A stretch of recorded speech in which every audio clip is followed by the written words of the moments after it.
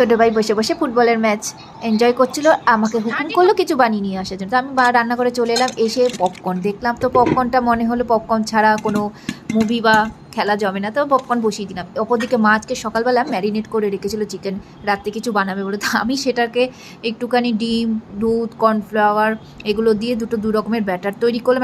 দুধের মিশ্রণ আর কর্নফ্লাওয়ারের মিশ্রণের যে ব্যাটারটা রেডি।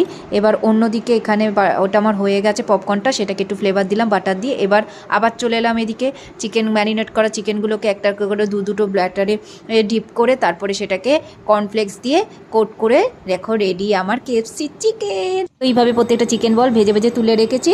আর এদিকে পপকর্নটা একটা আইসক্রিমের পাত্রে তুলে রাখলাম। আর এদিকে পুদিনার চাটনিটা আমার ছটপট করে রেডি করে নিলাম। আর এদিকে সব চিকেন তুলে ডিপ ফ্রাই করে নিয়েছি। এবার সার্ভিংয়ের জন্য রেডি কেএফসি চিকেন আর হচ্ছে পপকর্ন আমার পুরোপুরি রেডি। পছন্দের টিম হেরে যাওয়াতে ভাইয়ের মুড খারাপ ছিল, বাট এইটা পেয়ে আর এটা খেয়ে ভাইয়ের